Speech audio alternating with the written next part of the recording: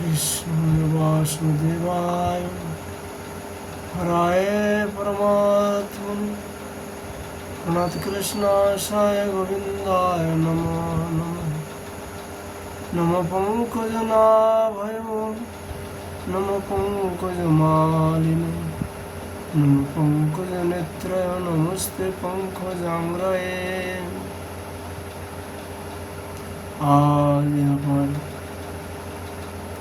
चर्चा का विषय वस्तु है श्रीमद् भागवत जी का 10वें स्कंदो 30 अध्याय श्री कृष्ण जी का विरह में गोपियों की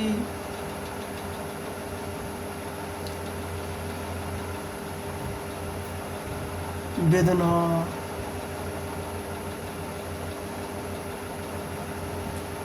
श्री शुभवाच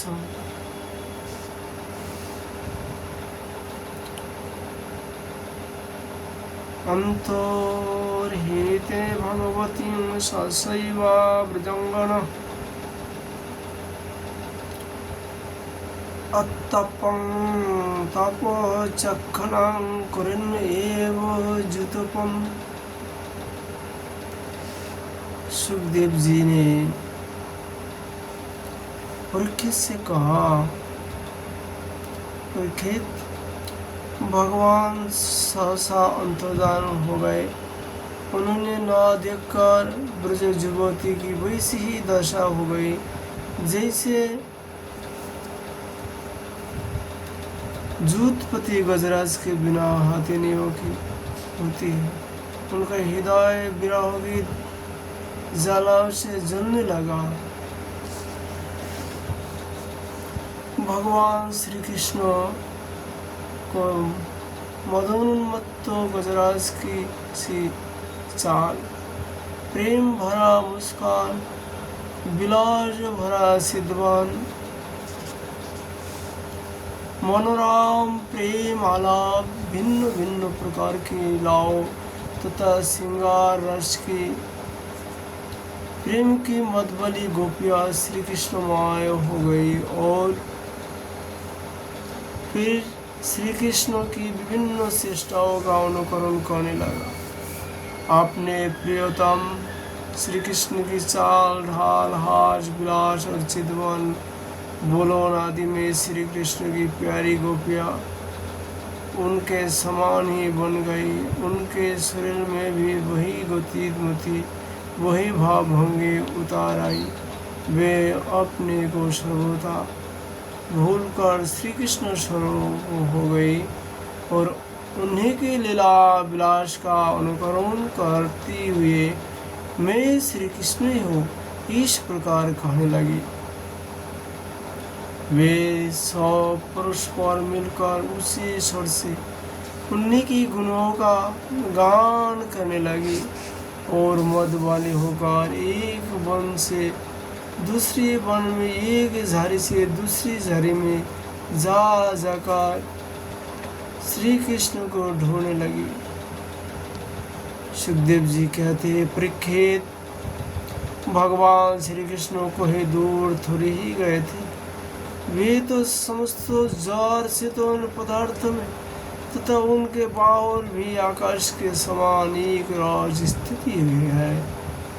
वे वही थे, उन्हीं में थे, परंतु उन्हें ना देखकर गोपियाँ वनस्पतियों से पेड़ पौधे से उनका पता पूछने लगा। गोपियों ने पहले बड़े बड़े वृक्ष से जाकर पूछा,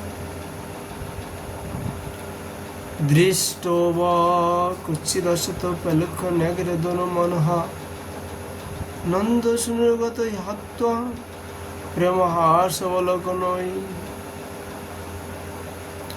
हे पिपल, हे पाकार, है और वर्गोर, नंद नंदन श्याम सुंदर अपनी प्रेम भरी मुस्कान और सिद्धवनी से हमारा मान चुरा कर चले गए हैं। क्या तुम लोगों ने उन्हें देखा है?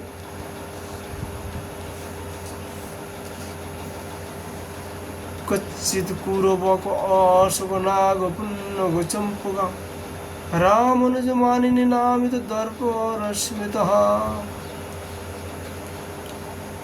कुरबक अशोक नाग किशोर पुन्नाग और चंपा बलराम जी के छोटे भाई जिनकी मुस्कान मात्र से बड़ी बड़ी माननीयों का मान वर्धन हो जाता है, इधर आए थे क्या? अब उन्होंने स्त्री जाति के पौधे से कहा,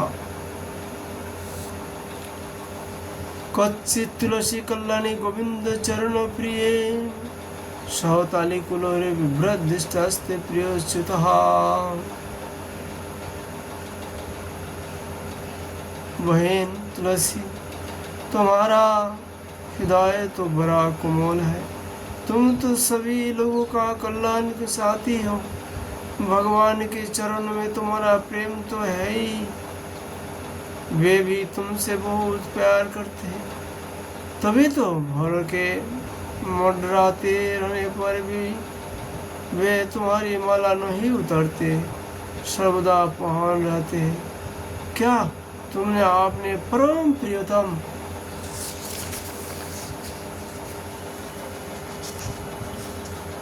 श्याम सुंदर को देखा है? प्यारी मालती, मल्ली की जाति और जूही, तुम लोगों ने कदाचित हमारे प्यारे माधव को देखा? क्या वे अपने कोमल करों से स्पर्श करके तुम्हें आनंदित करते हुए उधार से गए हैं? रसाल, प्रियाल, कटहल, पीतसाल, कसनार, जामुन, आक, बेल, मोलश्री, आम, कदम्ब और नीम तथा अन्य जमुना के तट पर विराजमान सुखी तुरवरों, तुम्हारा जन्म जीवन केवल परोपकार के लिए है। श्री कृष्ण के बिना हमारा जीवन सुना हो गया है, हम बेहोश हो रहे हैं, तुम हमें उन्हें पाने की मार्ग बता दो। भगवान की प्यासी पृथ्वी देवी, तुमने वैसी कौन सी तपस्या की है कि श्री कृष्ण के चरणों कमल का स्पर्श प्राप्त करके तुम आनंद से भर रही हो और तीनों लता आदि के रूप में अपना रोमांस प्रकट कर रहे हो?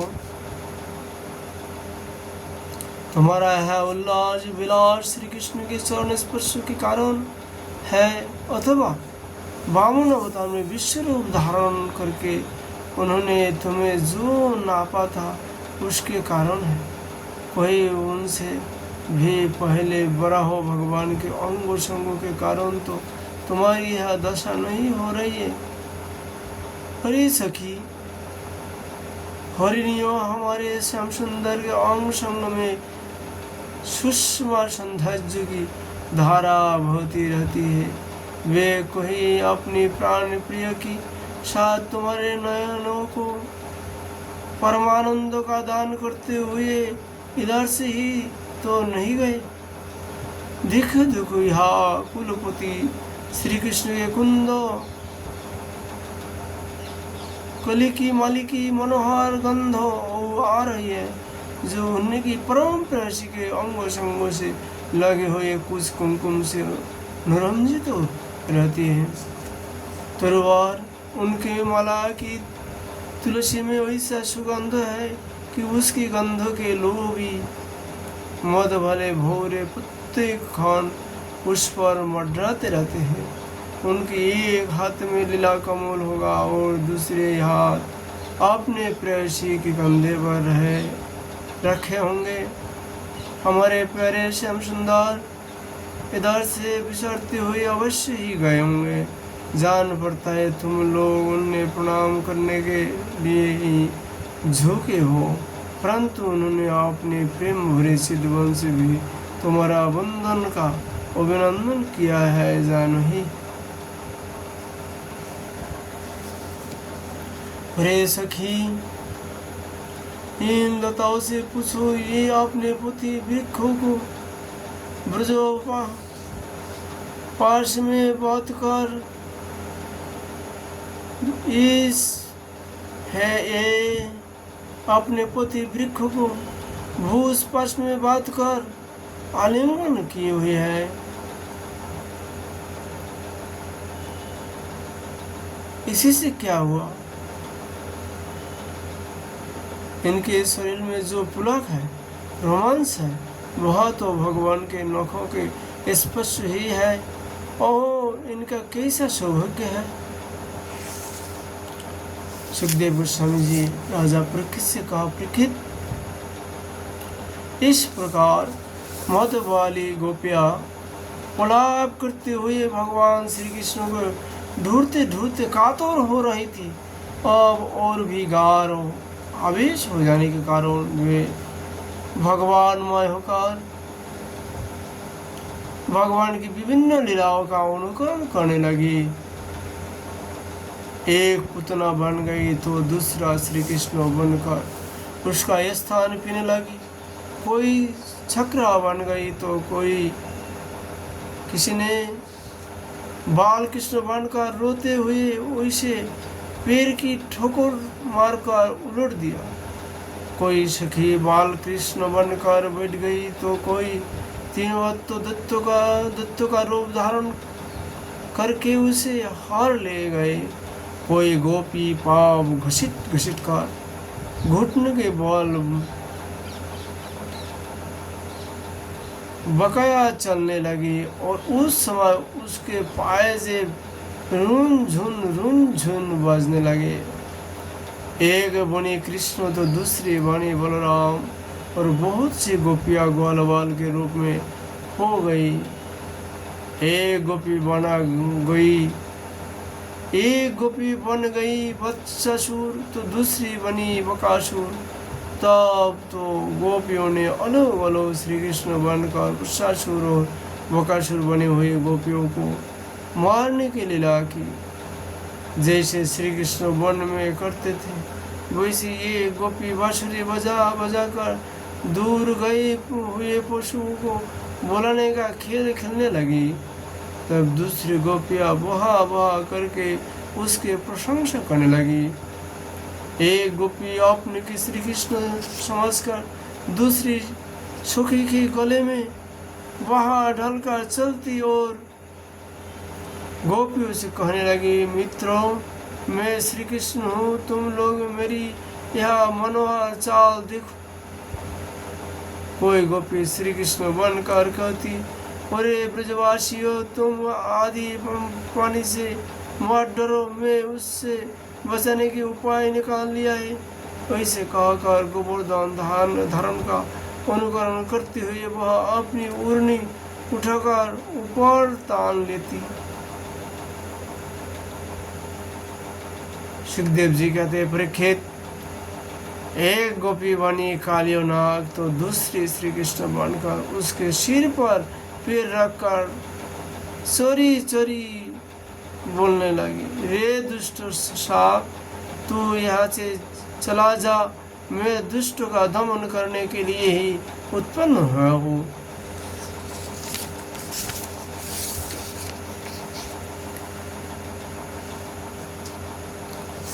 इतने में ही एक गोपी बोली, अरे ग्वालो देखो, वन में बड़ा भयंकर आग लगी है, तुम लोग जल्दी से जल्दी अपनी आंखें मूंद लो, मैं अनायास ही तुम लोगों की रक्षा कर लूंगा।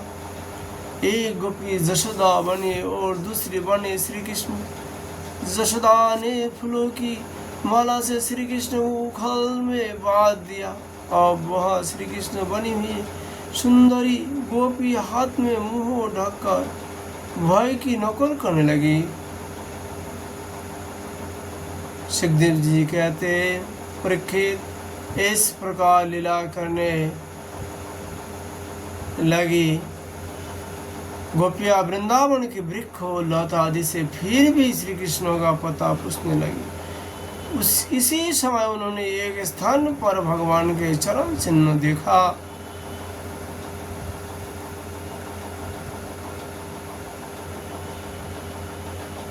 वे आपस में कहने लगी, अवश्य ही यह चरण चिन्ह उदार शिरोमणि नंदन श्री श्याम सुंदर के है, क्योंकि इनमें ध्वजा कमल वज्र अंकुश और जो आदि के चिन्ह स्पष्ट ही देख रहे हैं। उन चरण चिन्ह के द्वारा ब्रजवल्लभ भगवान को धूर्त हुए गोपियाँ आगे बढ़ी, तो उन्होंने श्री कृष्ण के साथ किसी ब्रज युवतियों की भी चरण चिन्ह देख पड़े। उन्हें देखकर वे व्याकुल हो गए और आपस में कहने लगा, जैसे हाथिनी अपने प्रियतम गजराज को साथ गई और वैसे ही नंदन श्याम सुंदर के साथ उनके कंधे पर हाथ रखकर चलने वाले किसी वर भागने की भी चरण चिन्ह है। अवश्य ही सर्वशक्तिमान भगवान श्री कृष्ण यह आराधिका होगी, इसलिए इस पर प्रसन्न होकर हमारे प्राण प्यारे श्याम सुंदर ने हमें सुर दिया और इसे एकांत में ले गए। प्यारी सखियों, भगवान श्री कृष्ण अपने चरण कमल से जिस रस का स्पर्श कर देते हैं वह धन्य हो जाती है, उसके अभाग्य है, क्योंकि ब्रह्मा शंकर और लक्ष्मी आदि भी अपने अशुभ नष्ट करने के लिए उस रज को अपने सिर पर धारण करती है। अरे सखी, चाहे कुछ भी हो, यह जो सखिया हमारे सर्वस्व श्री कृष्ण के एकांत में ले जाकर अकेले ही उनका अधर सुधारस पी रही है, इस गोपी की उभरे हुए चरण चिन्ह तो हमारे हृदय में बड़ा ही क्षोभ उत्पन्न कर रहा है। यह उस गोपियों के पैर नहीं दिखाई देते मालूम होता है। यह प्यारी श्याम सुंदर ने देखा होगा कि मेरी प्रेयसी की सुकुमार चरणों कमल में घास की नोक गिरती होगी, इसलिए उन्होंने उसे अपने कंधे पर चढ़ा लिया होगा। सखियों, यह देखो प्यारे श्री कृष्ण के चरण चिन्ह अधिक गहरे मालूम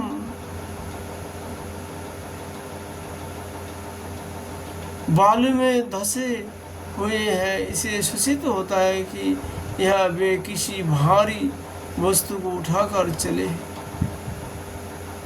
उसी के बोझ से उनके पैर जमीन में धंस गए हैं। हो ना हो यह उस कामिनी अपने ही प्रियतम के अवश्य कंधे पर चढ़ाया होगा। देखो देखो, यह प्रेम परम प्रेमी ब्रजवल्लभ ने फूल सुनने के लिए अपने प्रेयसी को नीचे उतार दिया है और यह परम प्रियतम श्री कृष्ण ने अपनी प्रेयसी के लिए फूल चुने हैं। उछुक उछुक कर फूल तोड़ने के कारण यह उनके पंजे तो धरती में गड़े हुए हैं और उरी का पता ही नहीं है। परम प्रेमी श्री कृष्ण ने कामी पुरुष के समान अपनी प्रेयसी के किस सवारे है। देखो, अपने चुने हुए फूलों को प्रेयसी को चोटी में गूंथने के लिए वे यहाँ अवश्य बैठे रहे होंगे। सुखदेव जी कहते, परीक्षित, भगवान श्री कृष्ण आत्मा राम है, वे अपने आप में ही संतुष्ट और पूर्ण है। जब वे अखंड है, उनमें दूसरा कोई है ही नहीं, तो उनमें काम की कल्पना कैसे हो सकती है। फिर भी उन्होंने कामियों की दीनता, स्त्री परवशता और स्त्रियों के कुटिलता दिखलाते हुए वह उस गोपियों के साथ एकांत में क्रिया की थी एक खेल रसा था। इस प्रकार गोपियां मत वाले से होकर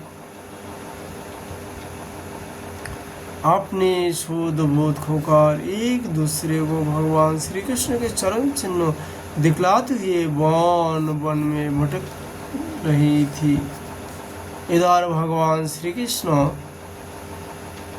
दूसरी गोपियों को वन में छोड़कर जिस भाग्यवती गोपियों को एकांत में ले गए थे, उसने समझा कि मैं ही समस्त गोपियों में श्रेष्ठ हूँ।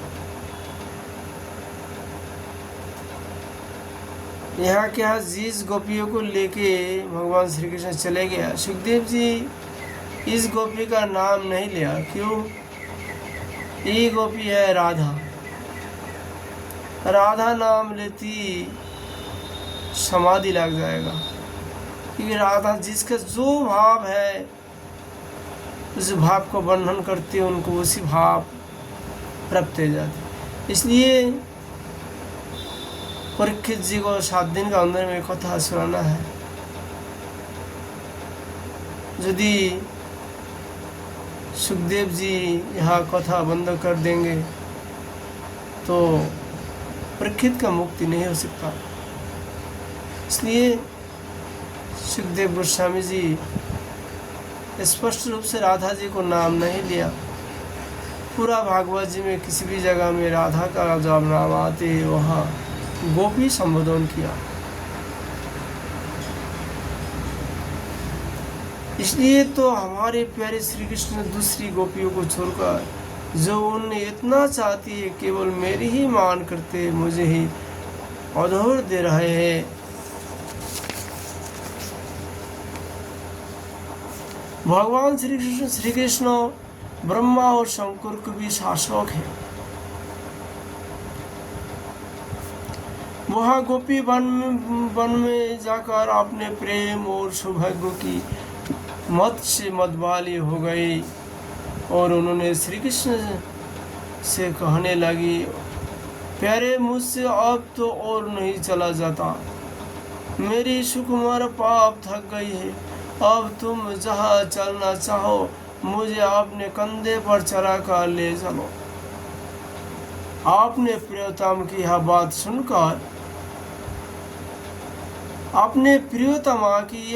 सुनकर श्याम सुंदर ने कहा, अच्छा प्यारी, तुम अब मेरे कंधे पर चढ़ लो। यह सुनकर वह गोपी जो ही उनके कंधे पर चलने चली, त्यों ही श्री कृष्ण अंतर्धान हो गए और वह सौभाग्यवती गोपी रोने पछताने लगी।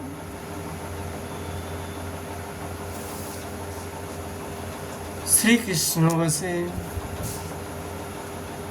भगवान श्री कृष्ण के लिए उस समय पागल सा हो गए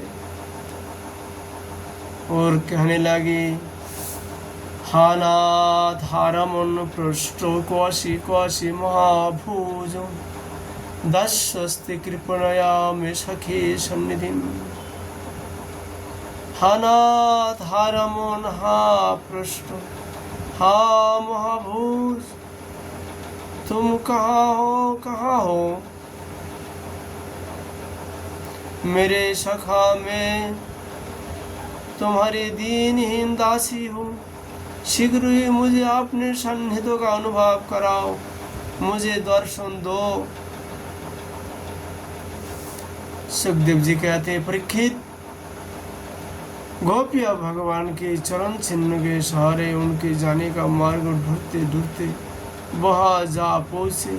थोड़ी दूर से ही उन्होंने देखा कि उनकी सखी अपने प्रियतम के वियोग से दुखी होकर अचेत हो गई है।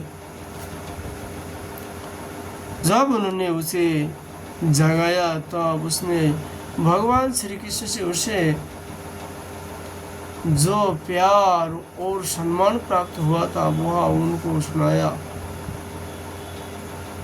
उसने यह भी कहा कि मैंने कुटिलतावश उनका अपमान किया, इसी से वे अंतर्धान हो गए।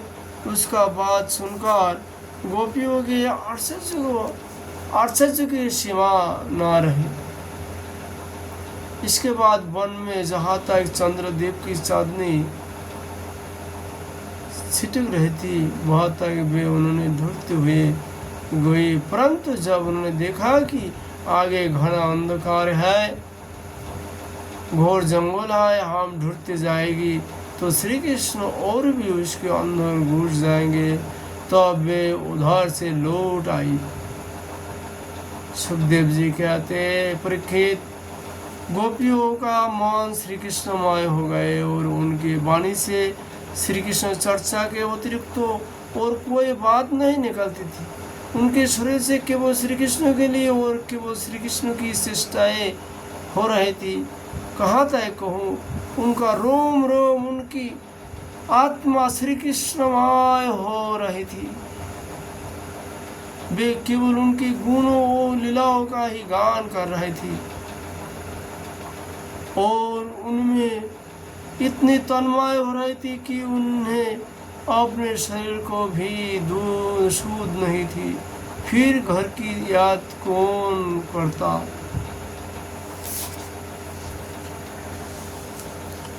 गोपियों का रोम रोम इस बात की प्रतीक्षा और आकांक्षा कर रहा था कि जल्दी ही से जल्दी श्री कृष्ण आए। श्री कृष्ण की भावना में डूबी हुई गोपियाँ जमुना जी के पावन पुलिन पर रमन रति में लौट आई और एक साथ मिलकर श्री कृष्ण के गुणों का गान करने लगी।